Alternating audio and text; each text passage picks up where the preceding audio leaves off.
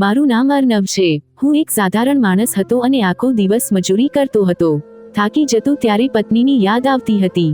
મને તેની સખત તલબ થતી હતી, પણ તે મને પોતાની નજીક આવવા દેતી નહોતી. તેનાથી કંટાળીને મેં તેને બીજા લગ્નની ધમકી આપી હતી, પણ ધમકીની પણ તેના પર કોઈ અસર ન થઈ. આખરે મેં એક યુવાન છોકરી સાથે લગ્ન કરી લીધા અને મારી બીજી પત્નીને ઘરે લઈ આવ્યો. આ જોઈને મારી પહેલી પત્ની જોર જોરથી હસવા લાગી અને પછી તેણે એક એવી વાત કહી જે સાંભળીને મારા પગ નીચેથી જમીન સરકી ગઈ. રાતના સવારે 2 વાગ્યા હતા. આખો દિવસ મજૂરી કર્યા પછી હું ગાઢ ઊંઘમાં સૂતો હતો, પણ અચાનક મને મારા રૂમમાં કંઈક હલચલ થઈ હોય એવું લાગ્યું, જેના કારણે મારી આંખ તરત ખુલી ગઈ. હું તો થોડીક પણ આંખથી ઉઠી જતો હતો, પણ આજે તો ખરેખર કોઈ હલચલ થઈ રહી હતી. મારા રૂમની લાઇટ ચાલુ હતી અને મારી પત્ની રૂમમાં નહોતી. હું તરત જ પરેશાન થઈને ઊભો થઈ ગયો. રાતના સવારે 2 વાગ્યા હતા. આ સમયે મારી પત્ની ક્યાં જઈ શકે? કારણ કે તે પથારી પર નહોતી. હું તેને શોધવા વોશરૂમ તરફ ગયો તો જોયું કે વોશરૂમ પણ અંદરથી ખાલી હતો. મારું હૃદય વધુ પરેશાન થઈ ગયું હતું. છેલ્લા કેટલાક દિવસોથી મારી પત્ની જે હરકતો કરી રહી હતી તે મુજબ અડધી રાત્રે તેનું ઘરમાંથી ગાયબ થવું ખૂબ જ ખતરનાક હતું. જેમ હું રૂમની બહાર ગયો તે પછીની ક્ષણ મને આશ્ચર્યચકિત કરનારી હતી. રસોડામાંથી ખટપટના અવાજો આવી રહ્યા હતા. હું દબાયેલા પગલે રસોડા પાસે આવ્યો અને તરત જ ખૂબ જ પરેશાન થઈ ગયો, કારણ કે મને એક જોરદાર આંચકો લાગ્યો. મારી પત્ની ચૂલા પાસે ઊભી રહીને કંઈક સળગાવી રહી હતી, તે પણ રાતના આ સમયે. મેં તરત જ કહ્યું, દીપિકા, તું આ શું કરી રહી છે? તે મારો અવાજ સાંભળીને તરત જ પાછી ફરી અને મને જોતા જ ખરાબ રીતે ગભરાઈ ગઈ. તેના ચહેરાનો રંગ ઉડી ગયો હતો, કપાળ પર પરસેવો આવી ગયો હતો અને હાથ ખૂબ જ ધ્રુજી રહ્યા હતા. ખબર નહીં કેમ મારું હૃદય એકદમ જોર જોરથી ધડકવા લાગ્યું હતું. મને કંઈ જ ઠીક નહોતું લાગી રહ્યું. હું તરત જ રસોડામાં દાખલ થયો અને જેવો મારી નજર ચૂલા પર પડી તો ખબર નહીં કેમ મારા મગજમાં કંઈક ખટક્યું. ચૂલાની નજીક કેટલાક સળગેલા કાગળો પડ્યા હતા. મેં તેનો હાથ પકડીને કહ્યું, તું શું સળગાવી રહી છે? આખરે તું કરે છે શું? શું છે તારા મગજમાં? શું ચાલી રહ્યું છે આ બધું? ત્યારે અચાનક તેણે એક જ ઝટકામાં મારો હાથ છોડાવી દીધો અને મારી સામે જોઈને કહેવા લાગી, કંઈ નથી. શું તમે દર વખતે મારી જાસૂસી કરવામાં લાગેલા રહો છો? શું હું આ ઘરમાં શાંતિથી રહી પણ ન શકું? જ્યારે મેં તેને જોતા કહ્યું, કેમ નહીં? તું આ ઘરમાં શાંતિથી રહી શકે છે. આ ઘર તારું જ છે. તું આ ઘરની માલકીન છે, મારી પત્ની છે, પણ અડધી રાતે રસોડામાં ઊભા રહીને કાગળ સળગાવવા, આ કઈ સમજદારી છે? હવે તું આના પર પ્રકાશ પાડવાનું પસંદ કરીશ કે આખરે મને જણાવીશ કે તું શું કરતી રહે છે? મારી વાત સાંભળીને તેણે ચૂલો બંધ કરી દીધો અને મારી પાસેથી નીકળતા કહ્યું, વગર કારણે મારી પાછળ ન પડ્યા કરો. હું ક્યાં બેઠી છું? શું કરી રહી છું? કોની સાથે વાત કરી રહી છું? તમે હંમેશા આ જ વાતોની ટોક લગાવવામાં લાગેલા રહો છો. ભગવાન માટે મને પણ શાંતિનો શ્વાસ લેવા દો. સ્ત્રી હોવું કોઈ ગુનો નથી. હું તમારી નોકરાણી નથી, પણ તમને શું લાગે છે કે હું દર વખતે તમારી આ વાતોના જવાબ આપતી રહીશ, જેનું કોઈ કારણ નથી હોતું? તે મારી આંખોમાં આંખો નાખીને વાત કરી રહી હતી. હું તેને જોતો જ રહી ગયો હતો. મને યાદ આવ્યું કે લગ્નની પહેલી રાત્રે તો તેણે મને પ્રેમથી કહ્યું હતું કે અમે સ્ત્રીઓ પતિઓની સેવા કરવા માટે જ આ દુનિયામાં આવીએ છીએ. જે સ્ત્રી પતિની સેવા નથી કરતી તે ખૂબ મોટી પાપી હોય છે. ઉપરવાળાએ અમને પતિની સેવા કરવા માટે જ આ દુનિયામાં મોકલ્યા છે. અને આજે તેની આ વાતમાં ખબર નહીં કેમ મને અંદરથી એક અજીબ સ્થિતિમાં મૂકી દીધો હતો. તે રસોડામાંથી પોતાના રૂમમાં ચાલી ગઈ હતી. પહેલા જે કહેતી હતી કે પતિની સેવા કરવી પત્નીનું કર્તવ્ય હોય છે, તે જ પત્ની આજે મારી સાથે ઊંચા અવાજે અને મારી આંખોમાં આંખો નાખીને વાત કરી રહી હતી અને હું તેને જોતો જ રહી ગયો હતો. તે રસોડામાંથી પોતાના રૂમમાં ચાલી ગઈ હતી. થોડીવાર પછી મને હોશ આવ્યો. તે કાગળો જે સળગી ગયા હતા તેને હથેળી પર રાખીને ધ્યાનથી જોવા લાગ્યો. પણ તેમાં મને કંઈ જ એવું સમજાતું નહોતું જેના કારણે હું મારી પત્ની પર શંકા કરું. હાલમાં હું માથું ખંખેરીને ચૂપચાપ મારા રૂમ તરફ આગળ વધ્યો હતો. હું જેવો મારા રૂમમાં દાખલ થયો તો તેણે રૂમની લાઇટ બંધ કરી દીધી હતી અને માથાથી પગ સુધી ચાદર ઓઢીને ગાઢ ઊંઘમાં ચાલી ગઈ હતી. મને તેનું વર્તન બિલકુલ સમજાતું નહોતું. દિવસે દિવસે તે મારાથી ઉખડી ઉખડી રહેવા લાગી હતી. બદતમીજી કરતી હતી, ચીસો પાડતી હતી, નજીક જવાથી રડવાનું શરૂ કરી દેતી હતી. તેની આ અજીબ આદત મને વધુ પરેશાન કરતી જઈ રહી હતી અને આજે આ ઘટનાએ તો મને વધુ મુશ્કેલીમાં મૂકી દીધો હતો. મેં મનોમન નક્કી કરી લીધું હતું કે સવાર થતાં જ હું મારી પત્ની સાથે આ વિશે અંતિમ વાત કરીશ. હું આ વાતને જવા નહીં દઉં કે તે અડધી રાતે રસોડામાં શું કરી રહી હતી. એવું શું હતું જે તે ચૂલા પર રાખીને સળગાવી રહી હતી? શું તે કોઈનો પત્ર હતો કે પછી કોઈ અન્ય વસ્તુ હતી? હાલમાં તો હું ચૂપચાપ મારા રૂમમાં જઈને સૂઈ ગયો હતો. આ વાતથી બેખબર હતો કે ધીરે ધીરે મારી પોતાની પત્ની જ મારા ઘરમાં રહીને મારી વિરુદ્ધ કામ કરી રહી હતી. મને તેની એક પણ હરકત સમજાતી નહોતી. બીજી સવારનો સૂરજ પોતાની રોશની ચારે તરફ ફેલાવી ચૂક્યો હતો. હું વહેલી સવારે ઉઠી જતો હતો, પણ આજે આશ્ચર્યની વાત એ હતી કે આજે મારી આંખ વહેલી સવારે નહોતી ખુલી, પણ સવારના સવારે 9 વાગ્યા વાગી ચૂક્યા હતા. મારા પત્નીના ઉઠવાથી જ હું ઉઠ્યો હતો. હું ગભરાઈને જાગી ગયો હતો. મને યાદ આવ્યું કે મારા શેઠે કહ્યું હતું કે વહેલી સવારે સાઇટ પર પહોંચવાનું છે. મને ઉઠાડીને મારી પત્ની રસોડામાં ચાલી ગઈ હતી. જ્યારે હું ગભરાતા ગભરાતા તરત જ વોશરૂમ ગયો હતો અને નહાઈ ધોઈને જેવો બહાર આવ્યો તો મારી પત્ની નાસ્તો તૈયાર કરી ચૂકી હતી. પણ હું કામથી એટલો મોડો થઈ ગયો હતો કે નાસ્તો કરવાનો મારી પાસે સમય જ નહોતો.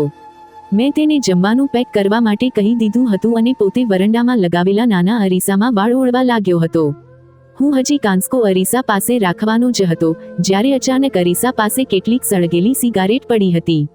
તેને જોઈને તો હું હેરાન રહી ગયો, કારણ કે હું સિગારેટ પીતો નહોતો અને મારા સિવાય આ ઘરમાં કોઈ બીજો પુરુષ નહોતો. મેં ઝૂકીને સિગારેટના તે નાના નાના કાગળો ઉઠાવ્યા તો મારી પત્ની તરત જ મારી પાસે આવી ગઈ. હું હજી તેને કંઈક પૂછવાનો જ હતો તે પહેલા જ તે મારા હાથમાંથી તે કાગળો ઝાટકીને કહેવા લાગી, કાલે મારા રોહિતભાઈ આવ્યા હતા, તેમણે પીધી હતી. ખબર નહીં તેમને શું થઈ ગયું છે આજકાલ. તેમણે સિગારેટ પીવાનું શરૂ કરી દીધું છે. મોહિત મારો સાળો હતો. જ્યારે હું તેને જોતા કહેવા લાગ્યો, પણ મોહિત તો ગ્વાલિયર ગયો છે. તે આપણા ઘરે કેવી રીતે આવી શકે અને વગર કહે તે કેમ આવશે? તે મને રાત્રે જણાવ્યું પણ નહોતું કે તે આવ્યો હતો. જોકે મેં તને પૂછ્યું પણ હતું કે દિવસે કોઈ આવ્યું હતું કે નહીં. મારી આ વાત પર મારી પત્ની ખરાબ રીતે ગભરાઈ ગઈ અને કપાળ પર આવેલો પરસેવો સાફ કરતા બોલી, સવારે 10 વાગ્યા વાગવા આવ્યા છે. તમારે નીકળવાનું નથી શું? કેમ તમે આટલી વાર લગાવી રહ્યા છો? જ્યારે સાંજે પાછા આવશો તો વિગતવાર વાત કરી લેજો. તો વિગતવાર બધી વાત પૂછી લેજો. તમે તો મારી સાથે એવી રીતે પૂછપરછ કરી રહ્યા છો જાણે હું કોઈ ચોરી કરી રહી છું. મોહિત તો ક્યારનો ઘરે પાછો આવી ગયો છે. પત્નીની વાત સાંભળીને મેં તેના હાથમાંથી જમવાનું લીધું અને માથું માં હલાવીને ચૂપચાપ બહાર ચાલી ગયો હતો. પણ હવે ખબર નહીં કેમ મને મારી પત્નીની હરકતો ખૂબ જ અજીબ લાગી રહી હતી. મેં એક નજર મારી પત્ની પર નાખી, જે અરીસા પાસે ઊભી રહીને પોતાનો પરસેવો સાફ કરી રહી હતી. હાલમાં હું ચૂપચાપ ઘરની બહાર આવી ગયો હતો, પણ દિલની અંદર એક ભાગદોડ મચી ગઈ હતી. મને કંઈ જ ઠીક નહોતું લાગી રહ્યું. હું હાલમાં બધી વાતો ભૂલીને સાઇટ તરફ આગળ વધ્યો હતો, કારણ કે જો કામ કરતો તો જ હું મારું ઘર ચલાવી શકતો. કામની જગ્યા પર પહોંચ્યો તો શેઠજી ખૂબ ગુસ્સે થઈ ગયા હતા. તેમણે કહ્યું હતું કે જે સમય હું તમને લોકોને કહું છું તમે લોકો સાંભળો કેમ નથી? તે સમયે કેમ નથી આવતા? મોડું કેમ કરી દો છો? પણ થોડું ઘણું સંભળાવીને તેમણે મને છોડી દીધો હતો, કારણ કે હું સમયનો ખૂબ પાબંદ માણસ હતો. આજે પહેલીવાર મને મોડું થયું હતું અને પહેલીવાર જ મને તેમની ઠપકો સાંભળવા મળ્યો હતો. હું ચૂપચાપ મારા કામમાં લાગી ગયો હતો, પણ દિમાગમાં મારી પત્નીની હરકતો જ ચાલી રહી હતી. મને કંઈ જ સારું નહોતું લાગી રહ્યું. છેલ્લા કેટલાક દિવસોથી મારી પત્નીનું વર્તન મારી સાથે ખૂબ જ અજીબ થઈ ગયું હતું. તે મારી સાથે ન તો વધારે વાત કરતી હતી, ન મારી સાથે બેસતી હતી અને ન મારી સાથે જમતી હતી. જ્યારે પણ હું તેને મારી સાથે જમવા માટે કહેતો તો તે હંમેશા મોઢું બનાવીને કહેતી, મેં જમી લીધું છે, તેથી મને હવે ફરી ભૂખ નથી. હવે મારા પેટમાં એટલી જગ્યા નથી કે તમારી સાથે પણ જમી શકું. જો કે તેના ભાગની રોટલી મૂકેલી રહેતી હતી, જેને જોઈને હું સમજી જતો હતો કે તે જૂઠું બોલી રહી છે. પણ જ્યારે તેને મારી સાથે જમવું પસંદ જ નહોતું તો મેં પણ થોડા સમય પછી તેને મારી સાથે જમવા માટે કહેવાનું છોડી દીધું હતું. પણ હવે કેટલીક અજીબ હરકતો થવા લાગી હતી.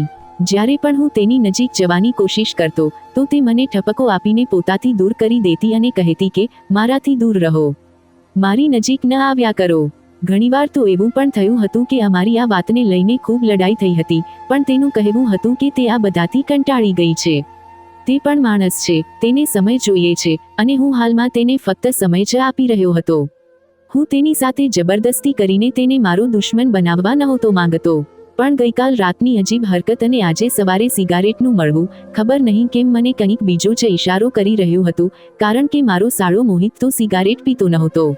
1-2 વાર અમે બંને એક કેબિન પર ઊભા રહીને કંઈક સામાન લઈ રહ્યા હતા, જ્યારે અમારી સાથે એક માણસ પણ ઊભો હતો અને તે સિગારેટ પીવા લાગ્યો હતો. તેને જોઈને મોહિત તરત જ તેની નજીકથી હટી ગયો હતો, કારણ કે તેને સિગારેટના ધુમાડાથી એલર્જી થાય છે.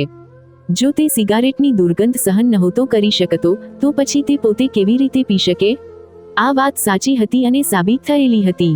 આ તો હું ખૂબ સારી રીતે જાણતો હતો, પણ મારી પત્ની જૂઠું કેમ બોલી રહી છે અને આપણા ઘરમાં એવો કોણ આવ્યો છે જે સિગારેટ પીને ગયો છે અને મારી પત્ની તે માણસને મારાથી છુપાવવા કેમ માંગે છે?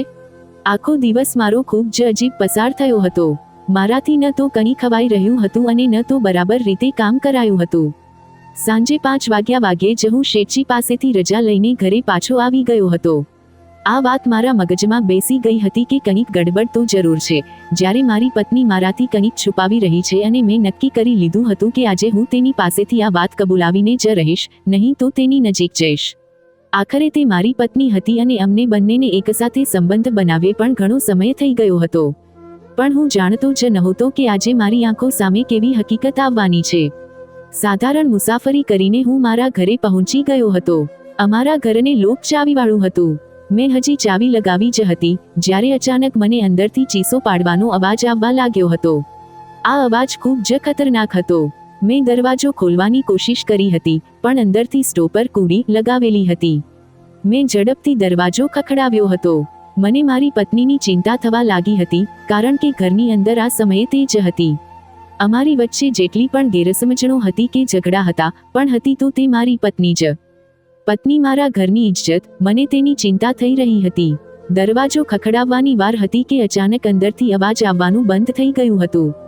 હું બહાર ઊભો રહીને બૂમ પાડ્યો હતો, દીપિકા, દરવાજો ખોલ. કોણ છે અંદર? પણ હવે તો અંદરથી કોઈ અવાજ જ નહોતો આવી રહ્યો અને સંપૂર્ણ શાંતિ છવાઈ ગઈ હતી. મેં જે રીતે દરવાજો પીટ્યો હતો, મોહલ્લાના કેટલાક લોકો પણ મારી નજીક આવીને ઊભા થઈ ગયા હતા અને મને સવાલ કરવા લાગ્યા હતા કે શું થઈ ગયું છે? બધું ઠીક તો છે ને?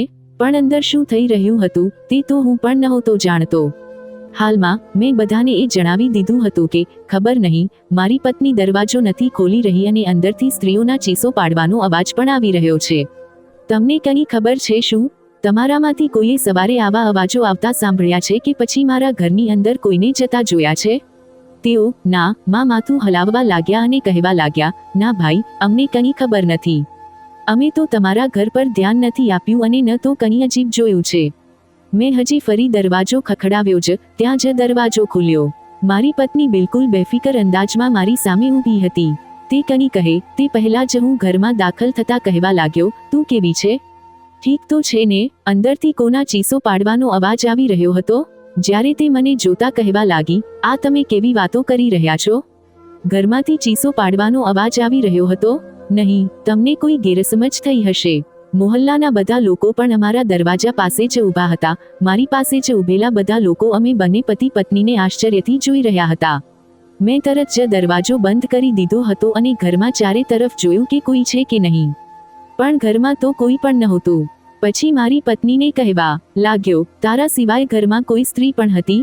જ્યારે તે માં માથું હલાવતા કહેવા લાગી, નહીં, મારા સિવાય તો અહીં કોઈ પણ નથી. ભલા બીજું કોણ હશે અહીંયા? અને આજે તમે આટલી જલ્દી કેવી રીતે આવી ગયા છો? મારી પત્નીનો આ અંદાજ બિલકુલ જ સામાન્ય હતો, જ્યારે હું હવે ખરાબ રીતે ગભરાઈ ચૂક્યો હતો. ઘરમાં મને કોઈ પણ નજર નહોતું આવી રહ્યું, પણ મેં કોઈના ચીસો પાડવાનો અવાજ તો સાંભળ્યો હતો. હું તરત જ બીજા રૂમની અંદર આવી ગયો હતો, પણ આ રૂમ પણ બિલકુલ એવો જ હતો જેવો હું છોડીને ગયો હતો. છત પણ જોઈ લીધી હતી. વોશરૂમ, બાથરૂમ, સ્ટોર રૂમ અને ઉપરના નાના રૂમને પણ ખોલીને જોઈ લીધો હતો, પણ ત્યાં પણ કોઈ હાજર નહોતું. હું તરત જ નીચે આવી ગયો હતો અને મારી પત્નીને જોતા કહેવા લાગ્યો, જો, મેં એક નહીં પણ 4 સ્ત્રીઓના ચીસો પાડવાનો અવાજ સાંભળ્યો છે. મારા કાન ધોખો નથી ખાઈ શકતા. મને મારા કાન પર પૂરો વિશ્વાસ છે, કારણ કે મેં જે સાંભળ્યું તે મારી ગેરસમજ નથી.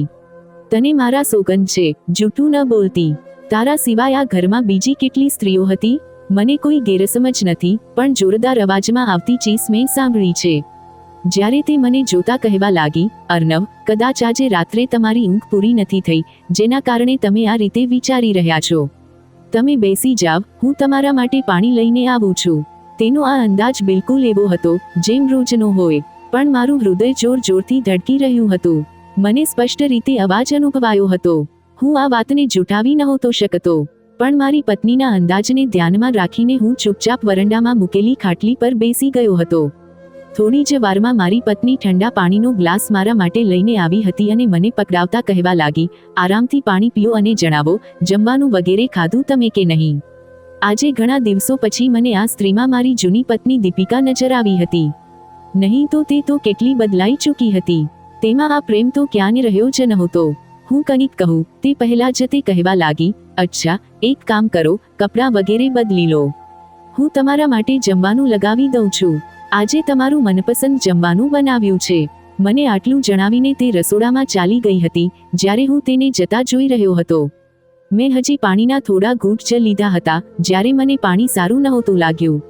પાણીમાં તે સ્વાદ જ નહોતો જે હોવો જોઈએ. મેં તરત જ ગ્લાસ એક તરફ મૂકી દીધો હતો અને ઉઠીને રસોડામાં જવા લાગ્યો હતો, જેથી મારી પત્નીને શાંતિથી પૂછી શકું કે ઘરમાં કોણ હતું, કારણ કે દરવાજો ખખડાવતા જ અવાજ બંધ થઈ ગયો હતો. પણ હું હજી રસોડાના દરવાજા પાસે જ આવ્યો હતો જ્યારે અચાનક મારું માથું ઝડપથી ફરવા લાગ્યું હતું. મારું દિમાગ ભારે થવા લાગ્યું હતું. એવું લાગતું હતું કે જાણે દરેક વસ્તુ મારી આંખો સામે ધૂંધળી થતી જઈ રહી છે. મારું દિમાગ ભારે થવા લાગ્યું હતું અને મને બધું ફરતું નજર આવી રહ્યું હતું. એવું લાગી રહ્યું હતું કે જાણે કોઈ મારા દિમાગ પર હથોડા મારી રહ્યું હોય. થોડી જ વાર લાગી હતી, મારી આંખો સામે અંધારું છવાઈ ગયું હતું. એ પછી મને કોઈ હોશ નહોતો રહ્યો. હું રસોડાના દરવાજા પર જ બેહોશ થઈને પડી ગયો હતો. મેં પોતાને ખૂબ સંભાળવાની કોશિશ કરી હતી, પણ તેમ છતાં ખબર નહીં મને એવું શું થયું હતું કે હું બેહોશ થઈ ગયો. આ મારી સાથે કેમ થયું હતું, કયા કારણે થયું હતું, તે મને ખબર નહોતી પડી રહી. મારી આંખ લગભગ કેટલાક કલાક પછી ખુલી હતી, પણ જ્યારે મને હોશ આવ્યો તો હું રૂમની પથારી પર સૂતો હતો. થોડીવાર હું બિલકુલ શાંત સૂતો રહ્યો અને છતને તાકી રહ્યો હતો. થોડીક ક્ષણો પછી મારું દિમાગ હોશમાં આવવા લાગ્યું હતું. હું તો જાગી ગયો હતો, પણ મારા માથામાં ખૂબ જોરથી દુખાવો થઈ રહ્યો હતો. મારી પત્ની રૂમમાં હાજર નહોતી. મેં ઘડિયાળ તરફ જોયું તો તે રાતનો સવારે 1 વાગ્યો વગાડી રહી હતી. અમે બંને પતિ પત્ની સામાન્ય રીતે અમારા બધા કામથી ફ્રી થઈને રાતના સવારે 10 વાગ્યા સુધી સૂઈ જતા હતા, જેથી સવારે સૂરજની પહેલી કિરણ પર જ ઉઠી શકીએ. પણ હવે તો સવારે 1 વાગ્યો વાગી રહ્યો હતો અને મારી પત્ની પણ રૂમમાં હાજર નહોતી. મેં હિંમત કરીને જેવો ઊભો થયો તો મને ફરી એકવાર જોરદાર ચક્કર આવ્યો હતો, પણ મેં હિંમત નહોતી હારી. હું ચૂપચાપ ઊભો થયો હતો અને દિવાલનો સહારો લઈને વોશરૂમ સુધી આવી ગયો હતો, પણ અંદર મારી પત્ની હાજર નહોતી. મારું હૃદય હવે વધુ પરેશાન થઈ ગયું હતું. મારામાં એટલી હિંમત નહોતી થઈ રહી કે હું ચાલીને બહાર જાઉં. હું પાછો આવીને પથારી પર બેસીને મારી પત્નીની રાહ જોવા લાગ્યો હતો. થોડીક ક્ષણો પસાર થઈ ગઈ હતી જ્યારે રૂમનો દરવાજો ખુલ્યો હતો અને તે અંદર દાખલ થઈ હતી. તેના હાથમાં એક મીણબત્તી હતી જે સળગી રહી હતી. જો કે ઘરની અંદર ખૂબ રોશની થઈ રહી હતી. રૂમમાં લાઇટ્સ પણ ચાલુ હતી. મને જોતા જ તે ખરાબ રીતે ગભરાઈ ગઈ હતી. તેણે તરત જ મીણબત્તી ઓલવી દીધી હતી અને એક તરફ મૂકીને મારી નજીક આવી ગઈ હતી. કદાચ તેને આશા નહોતી કે હું જાગી રહ્યો છું. હજી હું કંઈક કહું તે પહેલા જ તે કહેવા લાગી, તમે જાગી રહ્યા છો? તમારી તબિયત કેવી છે? તમને કેવું લાગી રહ્યું છે? જો તમને તમારી તબિયત ઠીક નથી લાગી રહી તો હું ડોક્ટરને બોલાવી લઉં છું. જ્યારે મેં તેનો હાથ પકડીને કહ્યું, તું ક્યાં હતી દીપિકા? અને આ તે પોતાના હાથમાં મીણબત્તી કેમ પકડી છે? આ સમયે મીણબત્તી કેમ સળગાવી છે? તે સમય જોયો છે? તું હજી સુધી સૂઈ કેમ નથી? જ્યારે તે મને જોતા કહેવા લાગી, તમારી ચિંતામાં મને ઊંઘ નહોતી આવી રહી. હું છત પર ગઈ હતી. સવારે કપડાં ધોયા હતા. છત પર અંધારું હતું, તેથી પોતાની સાથે મીણબત્તી લઈ ગઈ હતી. તમારી તબિયત ઠીક છે ને હવે? ખબર નહીં તમને શું થયું હતું. તમે અચાનક બેહોશ થઈ ગયા હતા. જ્યારે હું તેને જોતા કહેવા લાગ્યો, હા, હું ઠીક છું, પણ તું મને ઠીક નથી લાગી રહી. શું થયું છે? તું આટલી ગભરાયેલી કેમ છે? કેમ આટલી ડરી ગઈ છે અંધારાથી? જ્યારે તે પોતાના કપાળ પર આવેલો પરસેવો સાફ કરતા બોલી, હા, કદાચ, અને અચાનક તમને પણ જાગતા જોઈ લીધા, કદાચ તેથી વધુ ગભરાઈ ગઈ છું. તેની આ વાત પર હું હેરાન થઈ ગયો હતો અને તેને જોતા કહેવા લાગ્યો, શું મતલબ છે તારો? જ્યારે તે મારી નજીક બેસતા કહેવા લાગી, મતલબ તો કંઈ નથી. અને હા, સવારે અમે ડોક્ટર પાસે જઈશું. મને તમારી તબિયત કંઈ ઠીક નથી લાગી રહી. તમે આરામ કરો. જ્યારે મેં તેનો હાથ પકડીને કહ્યું, હું ઠીક છું. મને તારી જરૂર છે. મને તારી નજીક જવું છે. કેટલો સમય થઈ ગયો છે અમને બંનેને એકસાથે એકબીજાની નજીક આવ્યાને. તું મારી પત્ની છે અને પુરુષોની પણ કેટલીક ઈચ્છાઓ હોય છે. તું પોતે વિચાર, 2 મહિના થઈ ગયા છે અમે એકબીજાની નજીક નથી આવ્યા. પતિ પત્ની ભલા આટલા સમય સુધી દૂર નથી રહેતા. તું મારી વાતનો મતલબ તો સમજી રહી છે ને? કદાચ આ જ કારણે થયું છે. જ્યારે તે મારી પાસેથી એવી રીતે દૂર થઈ ગઈ જાણે હું કોઈ અછૂત વસ્તુ હોઉં. અને મને જોતા કહેવા લાગી, શું થઈ ગયું છે તમને? તમારી તબિયત આટલી બધી ખરાબ છે અને તમારા મગજ પર એ જ ફાલતુ વાતો સવાર છે. પોતાના દિમાગ અને દિલને થોડું કાબૂમાં રાખતા શીખો અને આરામ કરો.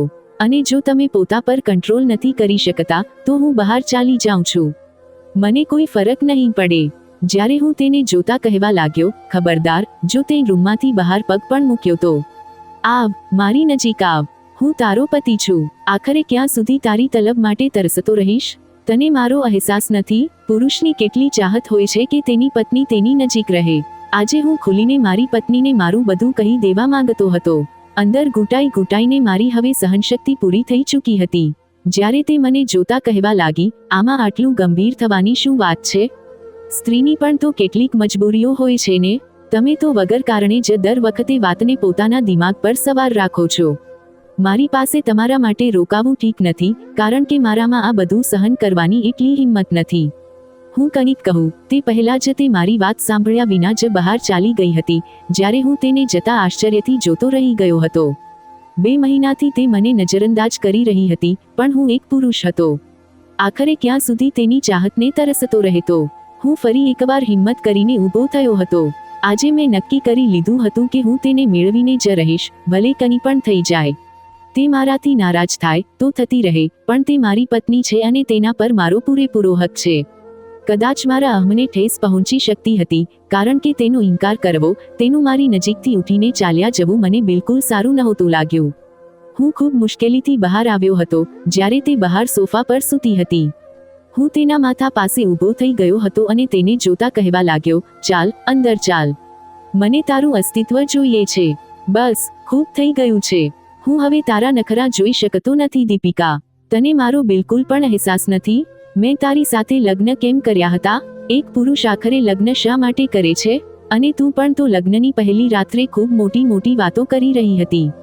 હવે શું થયું? હવે તો તને પોતાના પતિની કોઈ ચિંતા નથી થતી. જ્યારે તે મને જોતા કહેવા લાગી, શું મતલબ છે તમારી વાતોનો? પુરુષ લગ્ન કેમ કરે છે? સ્વાભાવિક છે કે પોતાના ઘરને સંભાળવા માટે કરે છે. એક સ્ત્રી તેની જિંદગીમાં સામેલ થાય છે, તેની જિંદગીને સિંચવા માટે. તેને સ્ત્રી જોઈએ છે, જિંદગીને સુંદર બનાવવા માટે. માત્ર હવસ માટે સ્ત્રી નથી હોતી. આ વાત તમે કેમ નથી સમજી લેતા? જ્યારે મેં તરત જ કહ્યું, આ વસ્તુને હવસનું નામ ન આપ. આ પુરુષોની ચાહત હોય છે અને કોઈ નાજાયજ ઈચ્છા નથી કરી રહ્યો હું તારી પાસેથી. તું મારી પત્ની છે, મારા માટે કોઈ અજાણી સ્ત્રી નથી અને હું મારી ચાહત મારી પત્નીથી પૂરી નહીં કરું તો પછી કોનાથી કરીશ? જ્યારે તે પોતાની જગ્યાએથી ઊભા થતા કહેવા લાગી, તમારા દિલમાં જે આવે તે કરો, પણ મને પરેશાન ન કરો. મારું દિલ પણ નથી તમારી સાથે વાત કરવાનું. હાલમાં મારે ઉપર જવું છે. જ્યારે મેં તેની કાંડા પકડીને કહ્યું, દીપિકા, મારા ગુસ્સાને વધુ પ્રોત્સાહન ન આપ. 2 મહિના થઈ ચૂક્યા છે હવે. હું હવે આ બધું સહન નહીં કરું. ચાલ અંદર. જ્યારે તે મને જોરથી ધક્કો મારતા બોલી, તમારે જે કરવું હોય તે કરી લો. મને કોઈ ફરક નથી પડતો. તેનો ધક્કો મારવો મને હેરાન કરી ગયો હતો. જે છોકરી મારા પ્રેમ માટે, મારી સેવા કરવા માટે પાગલ રહેતી હતી, જે છોકરી મારા અસ્તિત્વથી એટલો પ્રેમ કરતી હતી કે પોતાને મારા આગળ ન્યોછાવર કરી દેતી હતી, આજે તે જ છોકરીને મારું તેની નજીક ઊભા રહેવું સહન નહોતું થઈ રહ્યું. હું કંઈક કહું તે પહેલા જ તે છત પર ચાલી ગઈ હતી. લગ્નના થોડા સમય પછી મારા પર આ સચ્ચાઈ ખુલી હતી કે તેને છત પર એકલા જવામાં ડર લાગે છે, પણ હવે તે કેવી રીતે છત પર એકલી જઈ રહી હતી? ખબર નહીં કેમ મને હવે દાળમાં કંઈક કાળું લાગવા લાગ્યું હતું. શું તેની જિંદગીમાં કોઈ બીજું સામેલ થઈ ગયું હતું? શું તે મને ધોખો આપી રહી હતી? શું તેનું મારાથી દિલ ભરાઈ ગયું છે? શું તે મારાથી પોતાનો પીછો છોડાવવા માંગે છે? તેથી જ તો આ બધી હરકતો કરી રહી છે અને મારાથી દૂર રહેવા લાગી છે. મારા મગજમાં આ બધા ખ્યાલો ઘૂમી રહ્યા હતા. તેનું આ રીતે મને નજરઅંદાજ કરવું મને બિલકુલ સારું નહોતું લાગી રહ્યું. હું તેને ખૂબ સારી અને સંસ્કારી અને સારી સમજતો હતો, કારણ કે તે સંસ્કારોને ખૂબ માનતી હતી. તેને તો દરેક વાત વિશે ખૂબ સારી રીતે ખબર હતી. તે એક ભણેલી ગણેલી સ્ત્રી હતી, પણ હવે તેની હરકતો એવી થઈ ચૂકી હતી કે તે મને જોવાનું પણ પસંદ નહોતી કરી રહી. ઘણા દિવસો પછી તેણે મારી સાથે સારી રીતે વાત કરી હતી, પણ આજે તેના આ વર્તને મને ફરીથી નિરાશ કરી દીધો હતો. ત્યારે અચાનક મને જોરથી તરસ લાગવા લાગી હતી.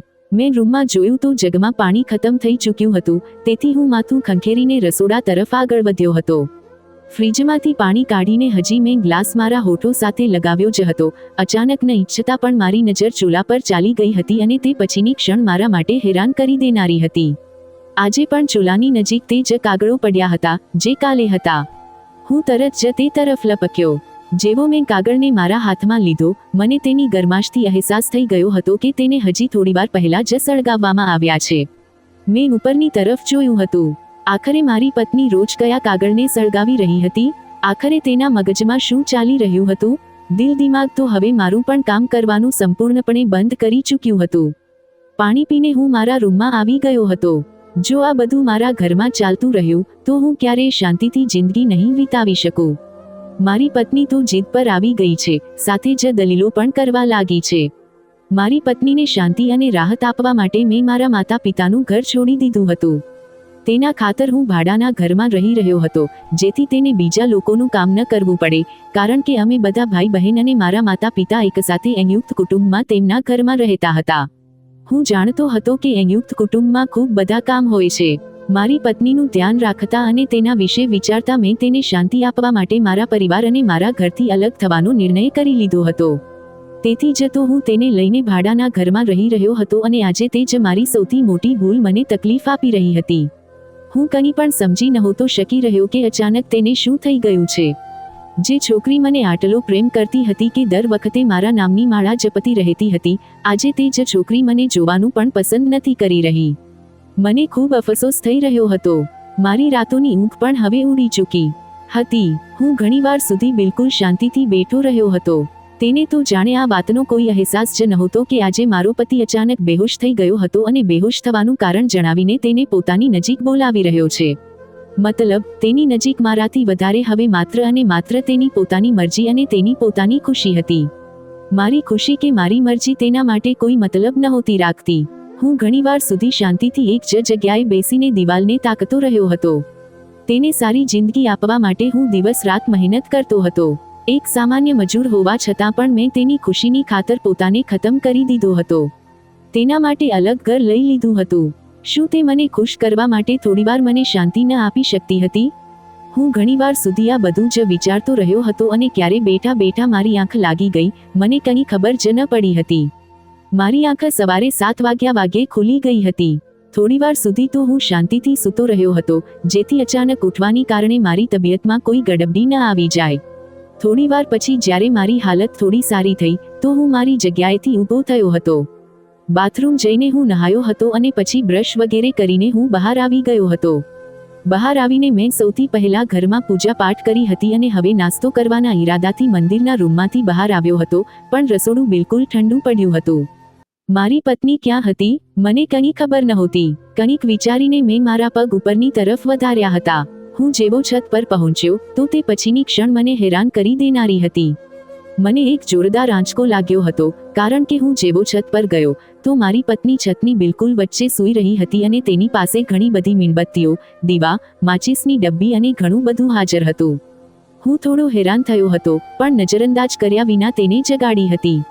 કદાચ અંધારાથી ડરવાની કારણે તેણે આ બધું કર્યું હશે, પણ મને હવે અફસોસ પણ થઈ રહ્યો હતો કે વગર કારણે હું રાત્રે તેની સાથે ઝઘડી પડ્યો હતો. તેને મારી કદર નહોતી તો શું થયું? મને તો તેની કદર હતી. હું તેને મારી નજીક કેમ બોલાવી રહ્યો છું? મેં તેને હલાવી તો તે તરત જ ડરીને જાગી ગઈ હતી. હજી હું તેને કંઈક કહું તે પહેલા જ તે કહેવા લાગી, તમે ઉપર કેવી રીતે આવી ગયા? તમારી તબિયત કેવી છે? તેનો અંદાજ કોઈ ચોંકી ગયેલા માણસ જેવો લાગી રહ્યો હતો. હું તેને જોતા કહેવા લાગ્યો, પોતાના પગથી ચાલીને આવ્યો છું, ઉડીને નથી આવ્યો. હવે મને નાસ્તો આપીશ કે નહીં કે પછી હું ભૂખ્યો જ કામ પર જતો રહું? જેમ મને રોજ નજરઅંદાજ કરે છે, મને નાસ્તો પણ ન આપ. મારી વાત સાંભળીને તે મને જોતા કહેવા લાગી, સમય શું થઈ રહ્યો છે? તેનો અંદાજ ખૂબ ખોવાયેલો હતો. એવું લાગતું હતું કે જાણે તે દીપિકા જ નથી, જેને હું જાણતો હતો, જે મારી પત્ની હતી. તે ઊભા થતા કહેવા લાગી, તમે પૂજા કરી લીધી હતી? જ્યારે હું તેને જોતા કહેવા લાગ્યો, સવારના સવારે 7:30 વાગ્યા વાગી રહ્યા છે. હું તો ખબર નહીં ક્યારની પૂજા કરી ચૂક્યો છું. રોશની પણ થઈ ચૂકી છે. નાસ્તો આપવાનો ઈરાદો છે કે હું ભૂખ્યો જ ચાલી જાઉં? જલ્દી જણાવ. જ્યારે તે સીડીઓ તરફ વધતા કહેવા લાગી, ક્યારેય ભૂખ્યો મોકલ્યો છે મેં તમને, જે આજે મોકલીશ? આવી જાવ નીચે, હું નાસ્તો તૈયાર કરી દઉં છું. ખબર નહીં કેવી રીતે છત પર જ મારી આંખ લાગી ગઈ હતી. આટલું કહેતા જ તે નીચે ચાલી ગઈ હતી. જ્યારે હું આશ્ચર્યથી તેની નજીક પડેલા સામાનને જોતો હતો અને માથું ખંખેરીને નીચેની તરફ ચાલી ગયો હતો. તે હવે ઝડપથી મારા માટે નાસ્તો બનાવી રહી હતી. હું શાંતિથી એક તરફ બેસી ગયો હતો. જો આખા દિવસની ચિંતા ન હોત તો હું નાસ્તા માટે ન રોકાતો. કદાચ કાલે બેહોશપણા જ કારણે થઈ ગયો હતો, કારણ કે મેં આખો દિવસ કંઈ પણ ખાધું નહોતું. લગભગ અડધા કલાક પછી તે નાસ્તો બનાવીને લાવી હતી. મારી ઈચ્છા હતી કે તે મારી સાથે જ બેસીને નાસ્તો કરે. જ્યારે તે રૂમ તરફ જતા કહેવા લાગી, નાસ્તો કરીને દરવાજો બંધ કરી દેજો. હું સૂવા જઈ રહી છું. મને ખૂબ ઊંઘ આવી રહી છે. હું તેને આશ્ચર્યથી જોતા કહેવા લાગ્યો, ઓછામાં ઓછું મને વિદાય તો કરી દે. એ પછી આરામથી સૂઈ જજે. વળી હું આખો દિવસ ઘરમાં નહીં રહું. રાત્રે જ આવીશ. તું જેટલું ઈચ્છે એટલું સૂતી રહેજે. તે મને જોતા કહેવા લાગી, કરી લેજો નાસ્તો. ક્યાં તમે હંમેશા માટે જઈ રહ્યા છો? હું તો સૂવા જઈ રહી છું. મને પરેશાન ન કરો. તમારી કારણે આખી રાત હું બેચેન રહી છું. આટલું કહેતા જ તે રૂમમાં ચાલી ગઈ હતી. જ્યારે હું તેને જતી જોતો રહી ગયો હતો. તેને મારી બિલકુલ પણ પરવાહ નહોતી. તેની વાતોથી સ્પષ્ટ દેખાઈ રહ્યું હતું. આજે પહેલીવાર તેનું વર્તન મારું દિલ ખૂબ ઉદાસ કરી ગયું હતું. એટલું કે મારી આંખોમાં આંસુ આવી ગયા હતા. લોકો કહે છે કે પુરુષને તકલીફ નથી થતી, તેઓ રડતા નથી, પણ જ્યારે પુરુષને તકલીફ થાય છે તો તે સૌથી વધારે રડે છે. મેં શાંતિથી દિલ મારીને મારો નાસ્તો પૂરો કર્યો હતો, કારણ કે હવે મારાથી નાસ્તો નહોતો થતો. એક કોળિયો ગળામાં અટકી રહ્યો હતો. હું જલ્દીથી નાસ્તો પૂરો કરીને શાંતિથી ઘરની બહાર નીકળી ગયો હતો, પણ દિલ એટલું ઉદાસ થઈ રહ્યું હતું કે હું કામને બદલે મારી માના ઘર તરફ ચાલી ગયો હતો. કદાચ તેમના આંચલમાં થોડીવાર મને શાંતિ અને રાહત મળી જશે. હું તેમના ઘરમાં દાખલ થયો તો આખું ઘર જાગેલું હતું. પિતાજી કામ પર ગયા હતા અને બાકી ભાઈઓને પણ આ જ કામ શીખવવામાં આવ્યું હતું. તેઓ પણ મજૂરી જ કરતા હતા. તેઓ પણ મજૂરી પર ગયા હતા, તેથી બધા જાગેલા હતા. મને જોતા જ મારા ઘરમાં જાણે રોનક આવી ગઈ હતી. હું મારી માના ખોળામાં જઈને બિલકુલ શાંતિથી બેસી ગયો હતો. જ્યારે મને છુપાઈને જોઈને તે કહેવા લાગી, શું થયું છે બેટા? આટલો ચૂપ કેમ છે? જ્યારે મેં ઉદાસ શબ્દોમાં કહ્યું, નહીં માં, બસ મારી પત્ની તરફથી થોડો પરેશાન છું. તેમણે કહ્યું, શું થયું છે તેને? અને તું નાસ્તો કરીને આવ્યો છે કે નહીં? મેં માથું હા માં હલાવી દીધું હતું અને ધીરે ધીરે દબાયેલા શબ્દોમાં તેમને આખી કહાણી વિશે જણાવી દીધું હતું, કારણ કે તેમનાથી કંઈ પણ છુપાવવાનો કોઈ ફાયદો નહોતો. તે મારી માં હતી, મારાથી મોટી હતી અને સમજદાર હતી. તે મને સારી રીતે સમજાવી શકતી હતી. મારી વાતો સાંભળીને તે થોડીવાર સુધી ચૂપ રહી હતી અને પછી મને જોતા કહેવા લાગી, એક પતિ માટે બધું તેની પત્ની જ હોય છે. જો તે જ પત્ની પતિને બેચેન કરવા લાગે તો સારું છે કે તું પોતાનો રસ્તો બદલી લે. મેં આશ્ચર્યથી તેમને જોયા હતા. મને તેમની વાત બિલકુલ સમજાઈ નહોતી. જ્યારે તે કહેવા લાગી, હું વિચારી રહી છું કે તારી પરેશાની ખૂબ મોટી છે. તારી પત્ની તો તને ઇજ્જત જ નથી આપી રહી, તેથી તારી પાસે માત્ર અને માત્ર એક જ રસ્તો બચ્યો છે. તું બીજા લગ્ન કરી લે. હું પણ એ જ વિચારી રહી છું કે તારા બીજા લગ્ન કરાવી દઉં છું. સારું છે કે તું તારી જિંદગીમાં ખુશ રહે. દીપિકા જો તને શાંતિ નથી આપી શકતી તો તું તેના પાછળ પાગલ કેમ થઈ રહ્યો છે? અને તને તેની સાથે રહેવાની પણ જરૂર નથી. તું લગ્ન પછી તારી બીજી પત્ની સાથે અહીં આ ઘરમાં રહે. લગ્ન કોઈ એવી છોકરી સાથે કર જે આપણા ઘરમાં રહે. તું પણ અહીં આવી જા. ત્યાં પણ જતો રહેજે. કોઈ તને પરેશાન નહીં કરે. એક છોકરી છે મારી નજરમાં. અનાથ છે, નાની ઉંમરની છે, ખૂબ સારી છોકરી છે. તેના માતા પિતા નથી, માત્ર પોતાના કાકા કાકી સાથે રહે છે. જો તું કહે તો હું વાત ચલાવું. માની વાત સાંભળીને હું થોડીવાર માટે ચૂપ થઈ ગયો હતો, પણ હેરાન પણ થયો હતો. મેં તરત જ કહ્યું, નહીં માં, હું દીપિકાને પ્રેમ કરું છું. હું આવું ન કરી શકું. જ્યારે તે બોલી, જો બેટા, હું તારી વાત સમજી રહી છું. તે છોકરી ખરાબ નથી, પણ જ્યારે તું જણાવી રહ્યો છે કે તેનું વર્તન તારી સાથે બિલકુલ ઠીક નથી થઈ રહ્યું, તો તું કેમ તેના પાછળ પોતાનું દિમાગ ખરાબ કરી રહ્યો છે? તે તને અહીંથી લઈ ગઈ, અમે કંઈ ન કહ્યું. આ પણ એક ખૂબ મોટી વાત છે. તે પોતાના માતા પિતા, પોતાના ભાઈ બહેનને છોડી દીધા. જો આના છતાં પણ જ્યારે તે તારી સાથે ખુશ નથી, ત્યારે સારું એ જ છે કે તું તારી જિંદગીનો બીજો રસ્તો પસંદ કરી લે. અને બીજો રસ્તો એ જ છે કે તું લગ્ન કરી લે. હિંમત કર, હું તારી સાથે છું. હું થોડીવાર સુધી તેમની વાત શાંતિથી સાંભળતો રહ્યો હતો અને પછી મારી જગ્યાએથી ઊભા થઈને કહેવા લાગ્યો, માં, પહેલા હું આ વાત દીપિકા સાથે કરીશ. તેને સમજાવવાની કોશિશ કરીશ કે જો તેણે મને તે મહત્વ ન આપ્યું જે એક પતિને મળે છે, તો હું બીજા લગ્ન કરી લઈશ. જો તે મારી વાત નથી માનતી અને જો મારી વાત માની લે છે, તો આનાથી સારી વાત મારા માટે કોઈ બીજી નથી. પણ તેની સમજમાં કંઈ ન આવ્યું અને છતાં પણ તેણે મને નજરઅંદાજ કર્યો. તો તમે મારું સગપણ નક્કી કરીને લગ્નની તારીખ લઈ લેજો. મને કોઈ વાંધો નથી. ઉપરવાળાની કૃપા છે. હું એટલું કમાવી લઉં છું કે દીપિકાની સાથે સાથે તેનો પણ ખર્ચો ઉઠાવી લઈશ. આ કહીને હું મારા કામ માટે રવાના થઈ ગયો હતો. આખો દિવસ રોજની જેમ પસાર થઈ ચૂક્યો હતો. રાતના સવારે 9 વાગ્યે હું ઘરે પાછો આવી ગયો હતો. રોજની જેમ મારી પત્નીનો મૂડ આજે પણ ખરાબ જ હતો. મેં તેની સાથે ફરી એકવાર વાત કરી હતી અને તેની નજીક જવાની કોશિશ કરી હતી. તેને પ્રેમથી સમજાવવા માંગતો હતો. તેની સાથે પ્રેમથી વાત કરી હતી, પણ આ વખતે પણ તેણે મને ખરાબ રીતે ઝાટકી દીધો હતો. તેનું એ જ કહેવું હતું કે, તમને દર વખતે આ વસ્તુની કેમ લાગી રહે છે? તમારાથી પોતા પર કંટ્રોલ કેમ નથી થતો? જ્યારે મેં તરત જ કહ્યું, તું પાગલ થઈ ગઈ છે શું? તને મારો અહેસાસ કેમ નથી? 2 મહિનાથી પણ વધારે થઈ ચૂક્યા છે, પણ હવે તો 3 મહિના પૂરા થવાના છે. તે ગુસ્સાભર્યા અંદાજમાં કહેવા લાગી, હા તો હું શું કરું? મારું જ દિલ નથી થતું તમારી નજીક જવાનું, તેથી મને મજબૂર ન કરો. મારું મન નથી. આટલું કહેતા જ તે પોતાની જગ્યાએથી ઊભી થઈ ગઈ હતી અને રૂમમાંથી જવા લાગી હતી. જ્યારે હું તેને જોતા કહેવા લાગ્યો, જો આજે તે મારી સાથે સંબંધ ન બનાવ્યો, તો ભગવાનના સોગંદ, હું આજ અઠવાડિયે બીજા લગ્ન કરી લઈશ. હું તને કોઈ ધોખો નથી આપી રહ્યો. હું તને જણાવી રહ્યો છું. હું તારી પાસેથી છુપાઈને લગ્ન નહીં કરું. તને જણાવીને લગ્ન કરીશ, જેથી તને અહેસાસ થાય કે તું પોતે પોતાના હાથે પોતાના પતિને દૂર કરી રહી છે. મારી પાસે લગ્ન માટે એક છોકરી પણ છે અને બીજું ઘર પણ છે, જ્યાં હું તેને રાખી શકું છું. મારી વાત સાંભળીને તે તરત જ પાછી ફરી હતી અને મને જોતા સ્મિત કરીને કહેવા લાગી, ચાલ, આ તો ખૂબ સારી વાત છે. સારું થશે તમે બીજા લગ્ન કરી લો, કારણ કે આ જિંદગીમાં મારી નજીક આવવું તો તમારા માટે હવે શક્ય નથી. આટલું કહીને તે રૂમમાંથી ચાલી ગઈ હતી. આનો મતલબ એ હતો કે તેને મારા લગ્નથી કોઈ ફરક નહોતો પડતો. તે ઈચ્છતી જ એ હતી કે તેનાથી દૂર રહેવા માટે હું બીજા લગ્ન કરી લઉં. તેથી જ તો તેને બિલકુલ પણ અફસોસ નહોતો કે તેનો પતિ તેના હોવા છતાં કોઈ બીજી સ્ત્રી સાથે લગ્ન કરવાની વાત કરી રહ્યો છે. પણ હવે મારો પણ ગુસ્સો આસમાનને આંબી ગયો હતો.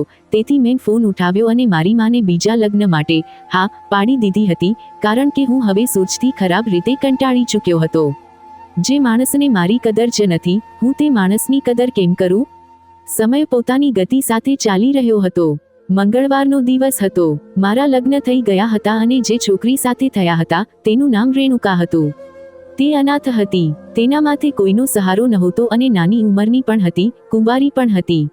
મારો ઈરાદો પહેલા મારા ઘરે જવાનો હતો, જેથી હું મારી પત્નીને આ છોકરી સાથે મળાવું. શાંતિથી એ પછી પાછો આવીશ. હું તેને લઈને મારી પત્નીના ભાડાવાળા ઘરમાં ચાલી ગયો હતો. આ વાતથી બેખબર હતો કે આજે મારા પર કેવી મુસીબતનો પહાડ તૂટવાનો હતો. જે રીતે મારી સામે દરેક હકીકત પરથી પડદો ઉઠવાનો હતો, મારા મોં પર કેટલો જોરદાર થપ્પડ પડવાનો હતો. આ વાત સાચી છે કે જ્યારે તમે સંપૂર્ણ રીતે તપાસ નથી કરતા અને પોતાના માતા પિતાને આગળ વધારીને સાચું પગલું ભરવાનું શરૂ કરી દો છો, તો જિંદગી એક એવો થપ્પડ તમારા મોં પર જડી દે છે કે તમે ક્યાંયના નથી રહેતા. તે છોકરી મારા ઘરે જવાથી ગભરાઈ રહી હતી. તેના દરેક અંદાજથી ખબર પડી રહી હતી કે તે મારી સાથે જવા નથી માંગતી. ચોક્કસ, તે મારી પહેલી પત્નીને મળવા નહોતી માંગતી, પણ હું એવું નહોતો ઈચ્છતો. મારી દીપિકા સાથે લાખ ઝઘડા જ કેમ ન હોય, પણ હું તેને તે જ જગ્યા આપવા માંગતો હતો જે તેની હતી. હું જબરદસ્તીથી મારી સાથે આ છોકરીને અહીં લઈ આવ્યો હતો. મારી માએ પણ મને સમજાવ્યો હતો, પણ હું નહોતો રોકાયો. હું જેવો ગાડીમાંથી ઉતર્યો, તો મારી બીજી પત્ની મારો હાથ પકડીને કહેવા લાગી, તમે મને અંદર ન લઈ જાવ. તમારી પત્નીનું દિલ ઉદાસ થઈ જશે. તમે પ્લીઝ મને લઈને ન જાવ. હું અહીં જ બેઠી રહું છું. તમે બસ તેમને વાત કરીને આવી જાવ કે તમે લગ્ન કરી લીધા છે. મારું અંદર જવું ખૂબ તકલીફદાયક હશે. તમે આ વાત કેમ નથી સમજી રહ્યા? જ્યારે હું તેને જોતા કહેવા લાગ્યો, તું મારી બીજી પત્ની છે. હું તને તે જ ઇજ્જત આપવા માંગુ છું જે દીપિકાની છે, અને હું દીપિકાને પણ તેનો હક આપવા માંગુ છું, તેનું સ્થાન આપવા માંગુ છું જે તેનું છે. સારું થશે, તું ડરીશ નહીં, હું છું તારી સાથે. આ કહીને મેં તેનો હાથ પકડી લીધો હતો અને તેને લઈને ઘરની અંદર દાખલ થઈ ગયો હતો. હું જેવો રૂમની નજીક આવ્યો, મારી પત્ની દરવાજા પર જ ઊભી હતી. હું તેને જોતા કહેવા લાગ્યો, ઘણા દિવસોથી હું તને મારી તકલીફ કહી રહ્યો હતો, તારા પર પોતાને જાહેર કરી રહ્યો હતો. જો કે મેં ક્યારે એવું નહોતું વિચાર્યું કે તારી સાથે આ પ્રકારની વાત આટલા ખુલ્લા અંદાજમાં કરીશ. મેં તને તે વાત કહી, પણ આના છતાં પણ તે મારી કદર ન કરી. તારા માટે તો તારું અસ્તિત્વ જરૂરી હતું, પતિની મરજી નહીં. પતિની તો તારી નજરમાં કોઈ અહમિયત જ નહોતી, તેથી જ મેં તારા કહેવા પર બીજા લગ્ન કરી લીધા છે. આ વાત કરીને હું તને તકલીફ નથી આપવા માંગતો, પણ આ વાતનો અહેસાસ કરાવવા માંગુ છું કે તું મારા માટે જરૂરી છે અને હંમેશા રહીશ. તું આ ઘરમાં રહીશ અને મારી બીજી પત્ની રેણુકા મારા માના ઘરમાં રહેશે. શું તને કોઈ વાંધો છે? હું આગળ કંઈક કહું તે પહેલા જ તે પાછી ફરી. મારી બીજી પત્નીને જોઈને જોર જોરથી હસવા લાગી હતી અને તે મને જોતા કહેવા લાગી, તમને ખબર છે કે હું તમને મારી નજીક કેમ નહોતી આવવા દેતી? જ્યારે મેં તરત જ કહ્યું, આ જ સવાલ તો હું તને ઘણી વાર કરી ચૂક્યો છું, પણ તું હંમેશા એક જ વાત કહે છે, તારું મન નથી, તું કંટાળી ચૂકી છે, તારા માટે મારી ઈચ્છા માત્ર હવસ છે. તો હું શું કરતો? મેં લગ્ન કરી લીધા, કારણ કે હું કોઈ ખોટું કામ કરવા નહોતો માંગતો. મારી વાત સાંભળીને દીપિકા થોડીવાર ચૂપ રહી હતી અને પછી અચાનક રડવા લાગી હતી. તેનું આ રીતે રડવું મને ખૂબ અજીબ લાગ્યું હતું. તેણે પોતે કહ્યું હતું કે હું બીજા લગ્ન કરી લઉં, પછી તે આ રીતે કેમ રડી રહી હતી? અચાનક જ તે ઘૂંટણીએ બેસી ગઈ હતી અને પોતાના વાળને જોર જોરથી નોચવા લાગી હતી. મારી બીજી પત્ની તેની નજીક જવા લાગી, તો મેં તેને રોકી દીધી હતી. વગર કારણે હું વાત વધારવા નહોતો માંગતો. જે રીતે તે રડી રહી હતી, તેના અંદાજથી સ્પષ્ટ ખબર પડી રહી હતી કે હોઈ શકે છે કે તે આના પર હાથ પણ ઉઠાવે. હું જ તેની નજીક ગયો હતો અને તેના હાથોને પકડતા કહેવા લાગ્યો, તું રડી કેમ રહી છે? શું થયું છે? જ્યારે તે ના માં માથું હલાવતા બોલી, હું નથી જણાવી શકતી તમને. જો મેં તમને જણાવી દીધું તો તમારો ભરોસો, તમારો પ્રેમ બધું ખોઈ દઈશ. તેની વાત સાંભળીને મેં તરત જ કહ્યું, હું વાયદો કરું છું દીપિકા, તારું એ જ સ્થાન રહેશે જે તારું હતું. મને જણાવ, શું થયું છે? થોડીક ક્ષણો તે ચૂપ રહી હતી અને પછી માથું ઝુકાવીને કહેવા લાગી, હકીકત જણાવી દઈશ તો કયું બધું પહેલા જેવું થઈ જશે? તમે તો બીજા લગ્ન કરી ચૂક્યા છો અને તે પણ એક નાની ઉંમરની છોકરી છે. મારું કોઈ અસ્તિત્વ નથી રહ્યું. મારે મરી જવું જોઈએ. તે ઉઠીને રસોડા તરફ જવા લાગી હતી, જ્યારે મેં અચાનક તેને જોરથી ઝંઝોળી હતી અને તેને દિવાલ સાથે લગાવતા કહેવા લાગ્યો, ફિઝૂલ હરકતો ન કર. મને બસ એટલું જણાવ કે તું રડી કેમ રહી છે? જ્યારે તું પોતે આ વસ્તુ માટે તૈયાર હતી, તું ઈચ્છતી હતી કે હું બીજા લગ્ન કરી લઉં, તો પછી આ બધું કેમ? મારી વાત સાંભળીને તે થોડી જ વાર ચૂપ રહી હતી અને પછી માથું ઝુકાવીને બોલી, આ બધું મને એક તાંત્રિક બાબાએ કરવા માટે કહ્યું હતું. મેં કહ્યું, કોણ તાંત્રિક બાબા? અને તે એવું કેમ કહેશે? ક્યાં ગઈ હતી તું? તે થોડીવાર ચૂપ રહી હતી અને પછી ફરીથી નિઢાળ થઈને જમીન પર બેસી ગઈ હતી, જ્યારે હું હવે થોડીક દૂર ઊભો થઈ ગયો હતો. તે ખોવાયેલા અંદાજમાં બોલી, 3 મહિના પહેલા અચાનક અમારા દરવાજા પર એક તાંત્રિક બાબા આવ્યા હતા. તેમના હાથમાં ઘણા બધા કાગળો હતા, ઘણી બધી માળાઓ હતી. તેમણે ઘણી બધી માળાઓ પોતાના ગળામાં પહેરી રાખી હતી. તેમના હાથમાં એક અજીબ ધૂણી હતી. દરવાજો ખખડાવીને તેમણે મને બહાર બોલાવી અને કહેવા લાગ્યા, જા, અંદરથી મીઠું લઈને આવ. હું તરત જ મીઠું લઈ આવી હતી. તેમણે મારી આંખોમાં તે મીઠું ઉછાળીને મારી સામે કર્યું અને મને કહેવા લાગ્યા કે આને ચાટી લે. તો હું થોડી ગભરાઈ ગઈ હતી, પણ પછી મેં તેમના કહેવા પર તે જ કર્યું અને તે મીઠું ખાંડ બની ચૂક્યું હતું. આ તેમણે કેવી રીતે કર્યું, હું નહોતી જાણતી. મને તરત જ તેમની વાત પર વિશ્વાસ થઈ ગયો હતો. તેઓ મારાથી કહેવા લાગ્યા, તારી સાથે કોઈ પરેશાની છે અને તું ઉદાસ છે. મને કારણ જણાવ. હું થોડીવાર ચૂપ રહી હતી અને પછી તેમને જણાવી દીધું કે મારા લગ્નને 1.5 વર્ષ થઈ ગયું છે, પણ અમારા ઘરે હજી સુધી સંતાનની ખુશી નથી આવી. તો તે કહેવા લાગ્યા કે તારો અને તારા પતિનો સંબંધ કેવો છે? મેં તેમને જણાવ્યું કે મારા પતિ મજૂર છે, પણ મારી દરેક ઈચ્છા પૂરી કરે છે. મારી દરેક ખુશીમાં મારી સાથે હોય છે, મારા દુઃખમાં મારી સાથે હોય છે. ક્યારેય તેમણે મારા પર સંતાન માટે દબાણ નથી બનાવ્યું. હું તેમને ખૂબ પ્રેમ કરું છું. મારી વાત સાંભળીને તે બાબા કહેવા લાગ્યા હતા, જો તું સંતાન ઈચ્છે છે તો પોતાના પતિથી દૂર થઈ જા. તેને તે ખુશી ન આપ જે તે ઈચ્છે છે. તો જ તારા ઘરે સંતાન થશે. તેમણે મને એક ટોટકો કરવા માટે જણાવ્યું હતું. હું મારી ચારે તરફ મીણબત્તીઓ અને દીવા સળગાવતી હતી, જેમ કે તેમણે કહ્યું હતું. તેમણે જણાવ્યું હતું કે આવું કરવાથી તારા ઘરમાં 4 કે 5 મહિના પછી સંતાનની ખુશી આવી જશે. પણ મને શું ખબર હતી કે મારા ઘરે આટલી મોટી મુસીબત આવી જશે. હું ખૂબ શરમ અનુભવું છું. મેં તે તાંત્રિક બાબા પર વિશ્વાસ કર્યો, પણ તમારા પર ન કર્યો. મેં તમારી વાત ન સાંભળી અને તમને નજરઅંદાજ કર્યા. મારા ભગવાને જેની મને સજા આપી દીધી છે, મને માફ કરી દો. મેં ખૂબ મોટી ભૂલ કરી છે. જ્યારે હું મારી પત્નીને દંગ થઈને જોઈ રહ્યો હતો, મારી બધી ગેરસમજણો ધીરે ધીરે ઠીક થવા લાગી હતી. તે આગળ કહેવા લાગી, તે દિવસે જ્યારે તમે આવ્યા હતા અને તમને ઘરમાંથી સ્ત્રીઓના ચીસો પાડવાનો અવાજ આવી રહ્યો હતો, તે બધું એક ટોટકાની સ્થિતિમાં થયું હતું. તે મારાથી કાળો જાદુ કરાવી રહ્યા હતા, જેના દ્વારા હું તમને મારા વશમાં કરી લેતી. તે મારો મંત્ર પૂરો નહોતો થયો કે તમે ઘરે પહોંચી ગયા અને બધું અધૂરું રહી ગયું. અવારનવાર હું આ બાબા પાસે જતી રહું છું. તેમની હું ભક્ત બની ગઈ છું, પણ મને હવે અહેસાસ થયો છે કે આ બધી ફિઝૂલ વાતો છે. જે પણ થવાનું હોય છે, ઉપરવાળાની મરજીથી થાય છે. જો હું તમને મારા વશમાં કરી રહી હોત, તો અત્યાર સુધી મારા ઘરે સંતાન પણ થઈ જાત અને તમે મને છોડતા પણ નહીં, પણ તમે તો હવે બીજા લગ્ન કરી લીધા છે. આટલું કહીને તે રડવા લાગી હતી. જ્યારે તેની વાત સાંભળીને મેં એક ઊંડો શ્વાસ લીધો હતો. સંતાનની ચાહત મને પણ જરૂર હતી, પણ હું એટલો દીવાનો નહોતો કે મારી પત્નીને પરેશાન કરું. મેં હાલમાં તેને કંઈ નહોતું કહ્યું અને તેને એકલી છોડીને રેણુકાને લઈને ઘરે આવી ગયો હતો. મારી પાસે દીપિકાના પાગલપન માટે કોઈ જવાબ નહોતો. સમય ધીરે ધીરે પસાર થતો જઈ રહ્યો હતો. મારી બીજી પત્નીને મારા ઘરે આવેલા 3 મહિના થવાના હતા અને તેને સંતાનની ખુશી પણ મળી ગઈ હતી. જ્યારે મારી પહેલી પત્ની હજી સુધી મને સંતાનની ખુશી નહોતી આપી શકી, પણ હું તેને ખૂબ પ્રેમ આપું છું, કારણ કે તે ખૂબ ભાવુક છે. પણ તે ધીરે ધીરે પાગલ થતી જઈ રહી હતી. અજીબ અજીબ હરકતો કરવા લાગી છે. હું તેનાથી પ્રેમ કરું છું. અઠવાડિયામાં 3 દિવસ તેની પાસે જાઉં છું. તેનો ઈલાજ કરાવું છું, પણ કોઈ ફાયદો નથી થયો. બાબાની વાતોની અસર તેના દિમાગ પર એટલી વધારે થઈ ગઈ છે કે તેણે પોતાની હાલતને સંપૂર્ણ રીતે ખરાબ કરી લીધી છે. ઉપરવાળાએ મને બીજી પત્નીથી સંતાન આપી દીધું હતું, પણ મારી પહેલી પત્ની સંપૂર્ણ રીતે પાગલ થઈ ગઈ અને મજબૂરીમાં મારે તેને પાગલખાનામાં દાખલ કરાવવી પડી, જ્યાં તેનો ઈલાજ ચાલી રહ્યો છે. હું તેને ક્યારેક ક્યારેક મળવા જાઉં છું, પણ તેની હાલત આજે પણ ઠીક નથી. તેણે પોતાની જિંદગી પોતાના હાથે બરબાદ કરી છે અને તેની માસુમિયતનો ફાયદો તે તાંત્રિક બાબાએ ઉઠાવ્યો, જેણે તેને બેવકૂફ બનાવી.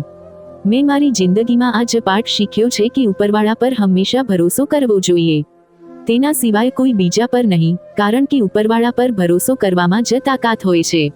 પણ આ પ્રકારના લોકોથી સાવધાન રહેવું જોઈએ, જે તમારા ઘરને બરબાદ કરવા પર તમને મજબૂર કરી દે છે.